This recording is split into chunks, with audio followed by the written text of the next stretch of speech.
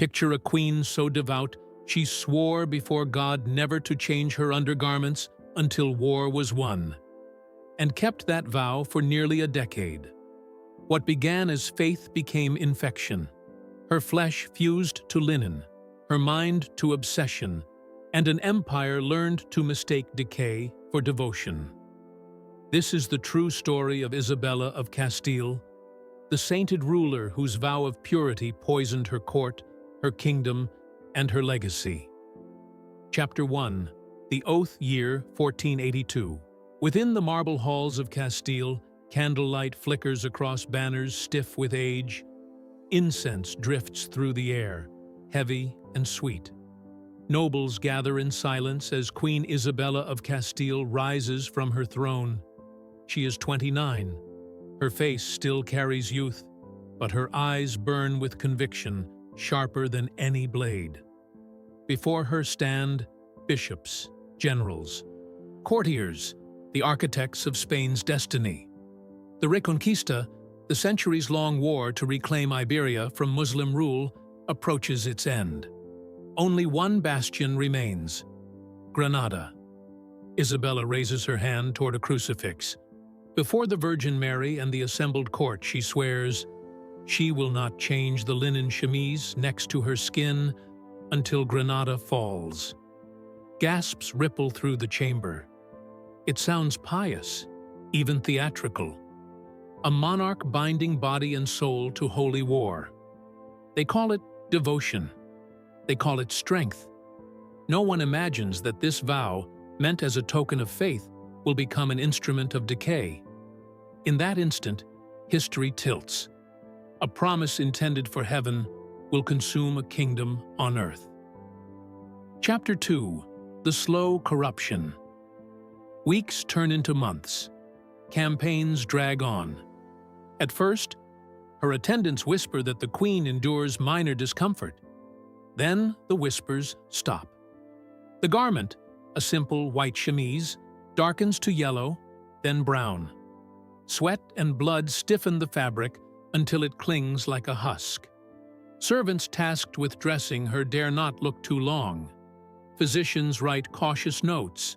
A rash, perhaps caused by fasting. They know better. Infection grows where cloth never parts from flesh. But medicine bends before monarchy. By the second year, scent becomes presence. Every corridor she enters fills with it. Sour, metallic, unshakable. Perfumed candles burn day and night. Courtiers pretend not to notice. Her faith deepens into fanatic rhythm. She fasts, prays, self-denies. To those outside her chamber, she is an icon of endurance. Inside, her body begins to rot beneath silk and jewels. Each lesion is interpreted as divine trial, each drop of blood as covenant. Her attendants whisper prayers, not for victory, but for the strength to remain in her presence. What began as holiness becomes ritualized self-destruction, and none dare stop it. Chapter 3. The Court of Silence. 3 years. By now, the stench of sanctity has its own politics. Courtiers bow through waves of nausea. Servants replace linens in every room except one, hers. No one speaks of it aloud. To question the vow is blasphemy. To acknowledge decay is treason. So silence rules. Her body weakens. Fever grips her nights. Still, each morning she appears at court, face powdered, posture rigid. Advisors pretend not to see the tremor in her hands. Foreign envoys send letters home filled with veiled horror. One Italian writes of a sweetness of corruption that clings like incense. Another claims he saw flies swarm beneath her robes as she passed. Physicians record corruptio corporis, the polite Latin for rot. They prescribe prayer. The court adapts. Windows are opened even in winter. Nobles dab vinegar under their noses before audiences. Servants sprinkle rosemary across floors. But beneath ritual cleanliness festers collective denial. The queen's body has become sacred, and sacred things, by decree, cannot stink. Chapter 4.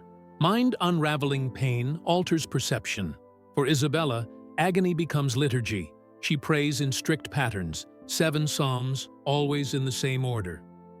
If a servant interrupts, the cycle restarts. Objects on her altar must align by candlelight. Any deviation is sin. This precision once served governance. Now it consumes it. Advisors learn to read omens in her moods. If she spends the morning silent, decrees may flow by nightfall. If she murmurs prayers too quickly, war may follow. Her letters show the shift. Sentences tangled with scripture. Decisions wrapped in prophecy. What once was strategy becomes ritual repetition. Outside, the court suffocates under etiquette. Every motion, bow, greeting, even breath, becomes measured to avoid offense. No one moves freely. Fear governs posture. Her skin, cracked and bleeding beneath cloth, mirrors the empire, bound, inflamed, unable to breathe. At night, servants hear her pacing and whispering to unseen witnesses. In daylight, she governs with icy composure. 2 Isabellas coexist, the sovereign and the penitent, and the border between them erodes. Faith has turned inward, folding on itself like infected flesh. Chapter 5. The Siege Mirror, Granada, 1489. A fortress city ringed by mountains and hunger. For Isabella, it is no longer territory, it is symbol, the last test of her vow. Her generals urge swift assault. She refuses. Victory must be earned through suffering equal to her own. Diplomatic letters offering surrender are torn unread. To her, mercy smells of temptation. She demands purity through endurance. In the field, she lives among soldiers, sharing their rations, refusing comfort. Her chemise, now hard as leather, tears open sores whenever she moves. Fever flushes her face. Still, she inspects battlements, prays with chaplains, writes orders in her own hand. Rumors spread through the camp that her blood runs black, that insects nest beneath her robes, that those who inhale her breath sicken. Men cross themselves when she passes. They call her La Santísima Reina, the most holy queen, half reverence, half dread. Cardinal Mendoza, her confessor, writes privately that she finds God only through pain. He burns the letter before dawn. The siege drags on. Supplies rot, soldiers die, but the queen endures. Her endurance becomes weapon and curse. When Granada finally falls, Spain kneels. But the victory smells not of incense or roses. It smells of blood, mold, and the body of a woman who has forgotten where flesh ends and faith begins. Chapter 6. The Unveiling, January 2, 1492. Granada has fallen. The banners of Castile and Aragon hang above the Alhambra. Trumpets sound across the plain. The holy war is won. Inside the Queen's private chamber, there is no triumph, only preparation. For the first time in almost 10 years, Isabella allows her physicians to touch the linen beneath her royal robes. They approach as though entering a tomb. What they find is worse. The chemise has fused to her body. When they pull it away, strips of skin come with it. The air fills with the metallic scent of blood and rot. Beneath the cloth, her flesh is blistered and blackened. Sores ooze with pus. The skin splits like parchment. She trembles, but makes no sound. Attendants vomit behind curtains. Physicians speak of divine affliction, but their hands shake. They clean the wounds with vinegar and herbs, wrap her in new cloth, and pray. For weeks, she drifts between fever and lucidity.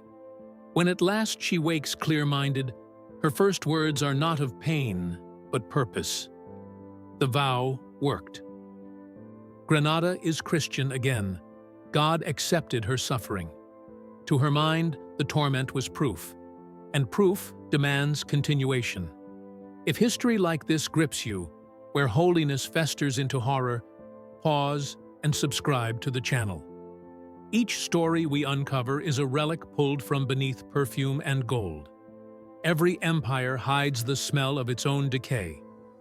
Follow if you wish to know how deep it runs. Chapter 7. Purification by Fire. From her sickbed, Isabella dictates the Alhambra decree. All Jews in Spain must convert to Christianity or leave within months. Failure means death. Families that had lived on Iberian soil for centuries pack carts and flee. Synagogues close overnight. Rivers of humanity pour toward the ports. Gold, land, and houses are seized for the crown. Those riches, historians later note, will finance Christopher Columbus's voyage west. To Isabella, this is divine economy. Pain begets purity. Purity funds glory. Her body's cleansing becomes the kingdom's policy. She prays as refugees vanish down the roads. Each departure feels to her like another wound closing, another infection purged. But devotion has lost its shape. It is no longer prayer, it is purge. And Spain, under her hand, begins to mirror her diseased skin, bleeding, tightening, hardening in the name of God. Chapter 8. The Contagion of Faith. In Madrid, Seville, Toledo, the contagion spreads. Nobles imitate the Queen's penance. They march barefoot through frost, scourge their backs until blood darkens marble floors. Priests preach that true faith must hurt. Children are taught that laughter offends heaven. Pain becomes language. Painters fill chapels with agony. Saints bleed in every canvas. Sculptors carve flagellants, not cherubs. Music slows to chants that sound like mourning. Physicians who question the miracles of suffering are silenced. Philosophers burn their manuscripts before the Inquisition can. Joy itself becomes suspicious. The Queen never commands this directly. She doesn't need to. Her example is law. What she did to herself, Spain now does to its people. The empire grows, but so does the silence inside it. Chapter 9. The Myth Forged 1504. Isabella's body finally yields. She dies wrapped in linen once more, this time clean, perfumed, and sanctified by priests who never saw the wounds beneath. Immediately, chroniclers begin rewriting. Her vow becomes legend, not warning. Her sores are edited out. Her madness renamed piety. Painters immortalize her serene and glowing, eyes lifted to heaven. Ballads call her Madre de la Nación, Mother of the Nation. Churches and streets take her name. The court's silence becomes the country's history. Only in private do servants remember the stench. Only in whispers do they tell of linen peeled from living flesh. Her daughter Joanna inherits the crown and the madness. She walks palace corridors speaking to ghosts, claiming her mother never left. History calls her Juana la Loca, but perhaps she only saw what everyone else refused to see, the shadow that still clung to Spain. Chapter 10. Legacy of Ashes, Centuries Pass. The marble statues remain, their faces polished smooth. Tourists see sanctity, not smoke. Yet beneath archives and altars, evidence survives. Letters describing the odor of sanctity, physicians' notes on ulcers, cloth fibers sealed in cedar boxes still stained dark. Modern scholars read them differently. Historians call it fanatic discipline. Medical experts diagnose untreated infection, obsessive-compulsive behavior, parasitic infestation. Psychologists name it religious mania. But science can only describe what faith once celebrated. Her vow did not end with her death. It became Spain's template, a nation equating pain with virtue, silence with strength. Jews and Muslims exiled, heretics burned in plazas, thinkers exiled or executed. The empire that claimed purity drowned its conscience in smoke. Her chemise rotted away 5 centuries ago, but the pattern she wove still fits too many crowns. The belief that cruelty sanctifies, that suffering proves worth, that obedience excuses rot. Isabella of Castile remains contradiction incarnate, visionary and destroyer, saint and tyrant. She unified a realm but unmade its soul. When Isabella of Castile finally died, Spain called her a saint. The truth was simpler and far darker. She had built an empire on wounds, crowned pain as holiness, and taught a nation that purity required fire. Her chemise rotted into her flesh, but the idea it birthed endured, that suffering proves virtue, that silence preserves order, that cruelty in God's name is not cruelty at all. Centuries later, her statues still stand, her name still sung in churches, but the lesson her life left behind is carved deeper than marble, that when faith forgets mercy, it doesn't cleanse the world, it infects it. If you want history without its perfume, the kind that reeks of blood, sweat, and sanctity turned sour, subscribe to the channel. Because behind every holy vow lies a body that broke, and behind every golden crown, the smell of something dying.